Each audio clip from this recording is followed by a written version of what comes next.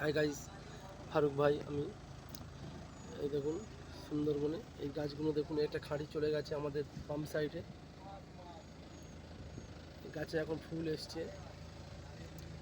এই দেখুন এইগুলো হচ্ছে খলসে গাছ, যে নদীর ধারে যে গাছগুলো আছে এই গাছগুলো হচ্ছে খলসে গাছ।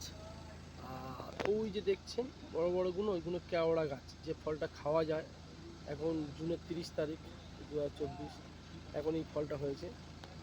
আমরা এখানে জঙ্গলে, এখানে হাত দিতে পারবো না, গাছে হাত দেওয়া নিষিদ্ধ আছে। এই দেখুন এই একটা কালসে টাইপের যে বড় একটা গাছ হয়ে আছে কালো পাতা, এইটা হচ্ছে সুন্দরী গাছ। সুন্দরবনে যেটা নামকরণ করা সব থেকে ফেমাস গাছ সুন্দরী গাছ। এই দেখুন এই খাঁড়ি, মনে হচ্ছে যেন সামনে গিয়ে কোনো নদী নেই আর।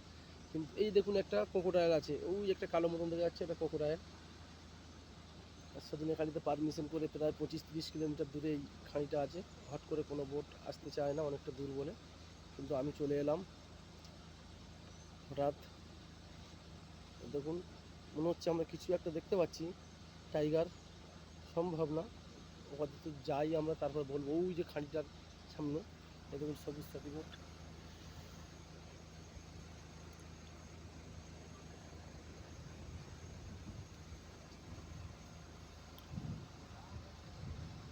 এই যে দেখুন ধানি হয়ে আছে, ধানি হরিণ খায়, হরিণের খাদ্যই ধানি। এই দেখুন আমরা কোথায় কোথায় সেই টার্নিংটা চলে এলাম। যাকে টার্নিংয়ে গেলেই বুঝতে পারবেন, ডান সাইডে একটা খাঁড়ি টার্নিং নিয়েছে।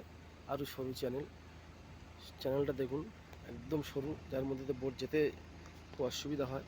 এইসব চ্যানেলে না এলে আপনার কিছু পশু পাখি দেখতে পাবেন না। এইসবগুলো পশু পাখি দেখতে গেলে, জীবজন্তু দেখতে গেলে আপনার এই সব খাঁড়ি আসতে হবে। এই দেখুন টার্নিংয়ে এসে গেলাম আমরা, জাস্ট এই টার্নিং ঘুরছে। এই সেই কেওড়া গাছ, যেটা আপনার দূর থেকে দেখাচ্ছিলাম, এখন কাছ থেকে দেখাচ্ছি। এই যে কেওড়া গাছ,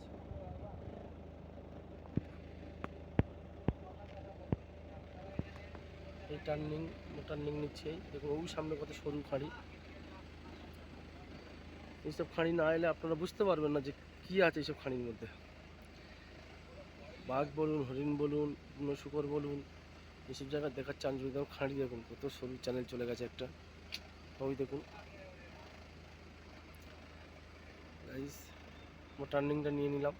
সামনে দেখুন আরেকটা মনে হচ্ছে যেন কোনো নদী নেই, কিন্তু ওখানেও আমরা সরু খাঁড়ি একটা পাবো। দেখুন